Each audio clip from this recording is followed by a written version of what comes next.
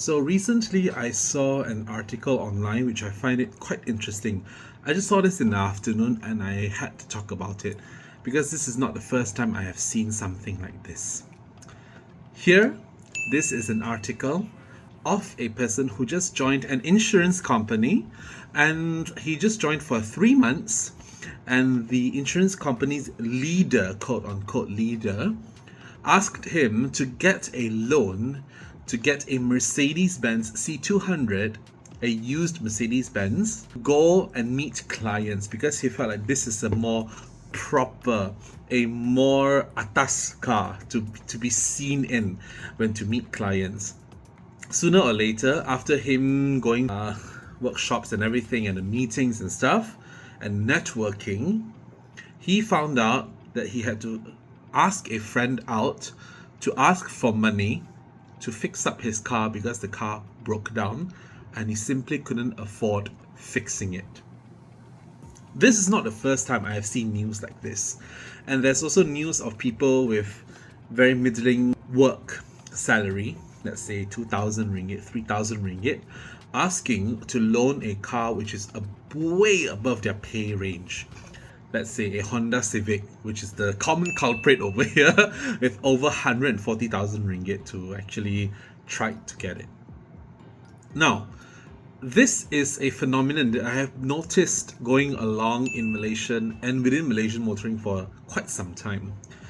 The thing that I noticed recently is the unwillingness of people trying to know when and how to save money.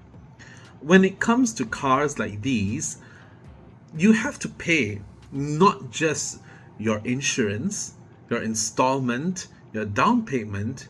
It is equally just as important to check if we can afford the maintenance. Tires, as big as they go, as nice as they are when they are bigger and sexier, also means that you would have to pay more for tires when it comes to replacing them. And they're expensive, alright? 17-inch tires for a set of Michelins are 400 to 500 ringgit per piece. If your car has 15-inch rims instead, 2 inches smaller, you're looking at around 2 to 300, and that's about it for a premium tire. Now, the thing that I have seen as a car enthusiast and also working in the automotive industry for such a long time is that owners unfortunately do not calculate their cost enough when it comes to owning their cars. They can afford maintenance only for the first or second times, and when the maintenance goes to almost 4 digits, they struggle to pay it. So there's a few things that I would like to add on to that. First, calculate the maintenance schedule. Most of the time online, what you see online, like this graph over here, is actually not the real maintenance cost. Dealers, some of them would actually upcharge you for anything that they can sell you on. That's how the car companies make money. So instead of going into a dealer and literally asking them to do whatever to your car, do your research and check the prices before you pay or sign that service sheet. Second, think about it when it comes to owning a car. Now, it is nice to have a car that everyone would notice. Everyone would think that you're successful, you're doing good in life.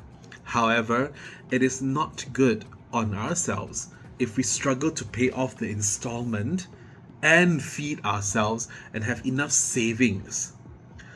The biggest problem that we have here due to the social media generation is the fact that we are so pressured by society, by social media, to look a certain way, to have a certain amount of success online and a facade that we cannot keep up when things get rough, when we have a rainy day. In the end, a car is not an item to prioritize you to have. It is a depreciating asset. No car in the industry would come up in price the longer you put it, unless it is something classic like a Porsche 911, and that's way beyond a lot of people's pay grade. So, when it comes to a car, it is just a form of transport to get you from A to B to C reliably and comfortably. Whatever people would like to say about your car is none of your business. Because they ain't paying your bills, honey. Honey, they ain't paying your installments. They ain't paying your petrol. They ain't paying your maintenance.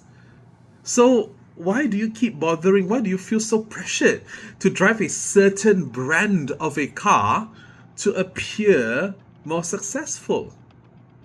I have never got the got it that, why is it that it's so important to own a Honda, a new Honda, or let's say a brand new Mercedes Benz, or let's say just to impress someone. Because in the end, when I go from this world, that car ain't gonna follow me up or down. And my friends are not gonna pay the bills that I have with my car. And that's why I'm still driving a second-hand car, a well-maintained one nonetheless, because I could not give a dang about what people say about my car and how I decide to restore it or to make it mine. In the end, I do not owe the bank anything. That car is under my name and it is mine. And I do not owe my friends any form of money because I couldn't afford to fix up the car or I cannot maintain my lifestyle. That's the most important part about a car ownership. In the end, ego has to go when you want to earn a saving from the current economy. But especially when it comes to cars, who cares if you drive an Axia? Who cares if you drive a Persona, a Saga, or X50, or a Honda Civic, or a Mercedes-Benz, or a BMW? In the end, we all go from this world as skeletons, alright? Another thing about owning cars, so long as you maintain a car well, a second-hand car may be a better choice in this case. If you have ready cash, and if you do not wish to spend so much on cars since they're depreciating anyway, let the first owner take the depreciation off. Cars, for example, like the Mazda 3 or a Mazda CX-5 are now cheap because the first people who owned the car have taken up the depreciation. A well-maintained used car is always better than a cheap, compromised new car. An example would be the Toyota Prius C, pictured right here.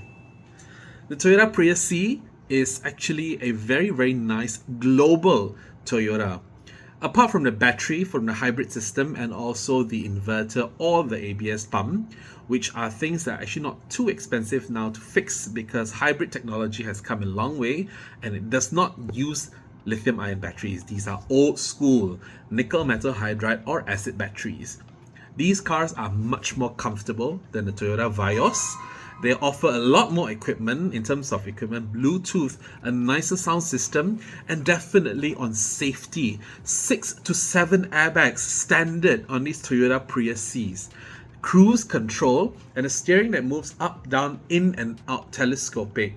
It is a lot more comfortable to sit in for a long journey, and because these are Toyotas which are built for the global market, quality is several notches up. Even though it feels cheap, the interior, the chassis, the components of the car are certified to be world class and are of much better quality than any of the ASEAN or third world country models like the Vios, Veloz, the new Vios, and etc, etc, etc. But at this price, even though you might say, hey, if the hybrid battery breaks down, then what, 10,000 ringgit, let's say the hybrid battery. Well, if you check out the Vios of the same generation, the NCP 150, that's around 40,000 right now. And for that car with that low of a build quality, you might as well save some money and get a Toyota Prius C because it is cheaper, it is much more economical, much more comfortable, and it will save you along the way, especially when it comes to fuel. Now, compared to the same price alternative, let's say a Perodua Asia, the cheapest Asia E model, which is around 20 something thousand ringgit, is manual, has no safety equipment apart from 2-liter airbags, and also nothing on the interior, not even a radio.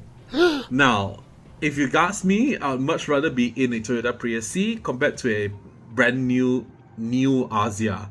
The Asia by no means is a bad car, but compared to the Prius C, they're not on the same level, honey.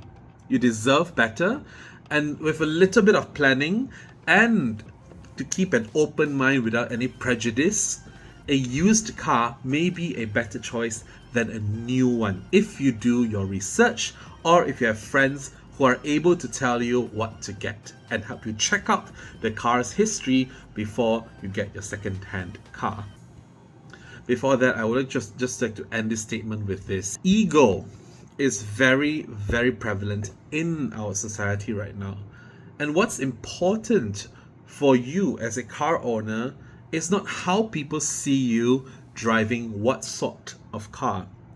The more important question is if you can truly afford the car's maintenance, problems, research, and also depreciation. There is no point owning a car which you can't afford because your lifestyle will only take a few steps back.